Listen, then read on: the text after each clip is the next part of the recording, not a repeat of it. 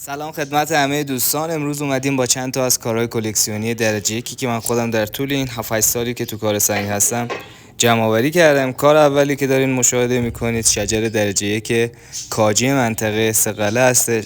این کار هم میشه به صورت پولی شده در کلکسیون نگهداری کرد، هم میشه به صورت نگین ازش استفاده کرد برای نگین های آویز و گردنبند و انگشتری. این کارو که نگاه میکنید فوق العاده زیبا، درجه یک با رنگ بندی عالی.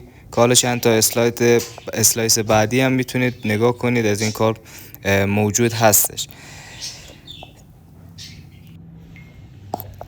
یکی دیگه از کارهایی که براتون نمایش میذارم این کاری که الان میبینید یکی از عقیق سلیمانی های مصوره با رنگ بندی های مختلف. حالا از این کارها تو طبیعت زیاده، ولی این کار اگه توجه کنید هم رنگ بندیش خاصه، هم ترش یه تر خاصه. یکی دیگه از کارهای دیگه لنگه همون شجری که اول من نشون دادم، شجر کاجی درجه که منطقه سقله هستش. اگه توجه کنید هم درختاش خیلی واضحه، هم رنگ بندی عالی داره که میشه ازش اسلایس های مجددم زد و برای کلکسیون هم نگهداری کرد. این سنگ هم درختاش واقعا واضحه، هم رنگ بندی فوق العاده ای داره.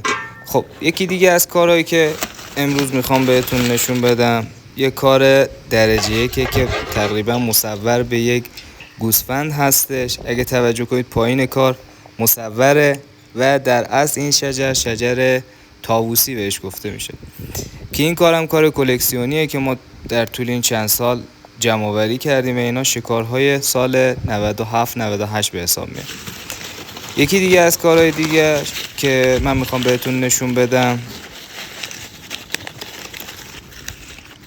یه کار سلیمانی رنگیه که اگه نگاه کنید هم رنگ بندی زیبایی داره، هم از نظر نقش و نگاری که داره مصور و رنگ بندی عالی داره. این کارم هم میشه به صورت پولی شده ازش استفاده کرد، هم میشه حالت نگین در آورد، ولی اگه به صورت پولیشی ازش استفاده بشه کار زیباتری میشه. یکی از کارهای زیبای دیگه‌مونم این عقیق سلیمانی لیزریه که اگه نگاه کنید فکر میکنید کار دست هستش و به صورت دقیق و منظمی خطهاش رعایت شده و یکی از بهترین سلیمانی های این منطقه به حساب میاد که اینم جزء کارهای کلکسیونی ما هستش. ما در آینده هم میتونیم براتون کارهای کلکسیونی بیشتری هم بذاریم، ولی امروز من اومدم چند نمونه بهتون نشون بدم تا بهتر متوجه بشین. این هم یکی از سلیمانی های منطقه خور هستش که هم رنگ بندی عالی داره، هم قابل اسلایس مجدده. و یکی دیگه از کارهایی که من خودم جمع آوری کردم در طول این چند سال این توپی عقیق سلیمانیه. یه توپی خیلی زیبا از عقیقای سلیمانی منطقه سقله، رنگ بندی عالی و یک رنگ لیمویی فوق العاده زیبا که این توپی هم یکی از توپی های پولیشی به حساب میاد و جز کارهای کلکسیون شخصی خودم هست. کار بعدی هم اگه نگاه کنید اینم جز شجرهای البته مویی حساب میشه و این کارم یه کار آبدار و درجه‌ای که به صورت رافه اسلایس نشده و جز شجر مویی و شجر خورشیدی حساب میشه. کار دیگه هم یک شجر گلناری منطقه فردوس شهر خانه‌کوکه که این کارم حالت سیگمنت شده ولی من پولیش خودم نزدم، نگه داشتم برای کلکسیون، حالا انشالله در آینده پولیش میشه. این جفت کارم یکی از کارهای مینیاتوری و ریز منطقه سقله هستش.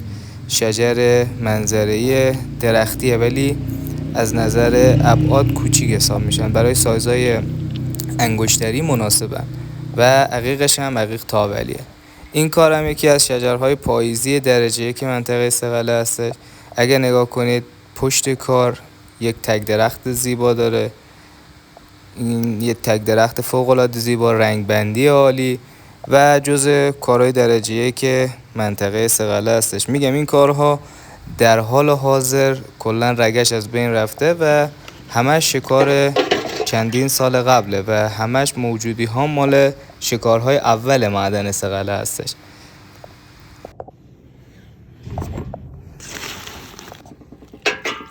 یکی دیگه از کارهای گلناری منطقه سقله است.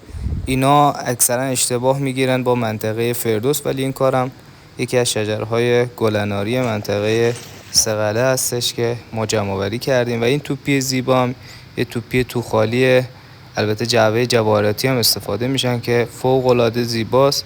داخلش رو اگه نگاه کنید پر از بلورهای براق و درجه 1 هست.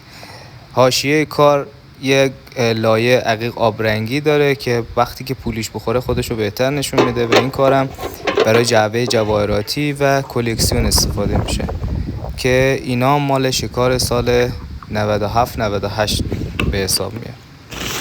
و از نظر خودم این یکی از بهترین کارهایی که تونستم در طول این چند سال جمع‌آوری کنم. یکی از درجه 1 ترین کارهای عقیق سلیمانی منطقه سقله هستش. اگه به رگه و رنگ پذیری این کار توجه کنید، هم از نظر رنگ فوق‌العاده عالیه، هم از نظر طرح و جز بهترین های این منطقه به حساب میاد. این کارم ادامه همون اسلایس شجر پاییزه هستش که یه دونه تک درخت و با شجرهای گلناری منطقه سقله که اینم جز کارهای کلکسیونی شخصی بنده که در طول این چند سال من خودم جمع‌آوری کردم. این کارم ادامه همونه و کلا همه این کار از یه رگه استخراج شده.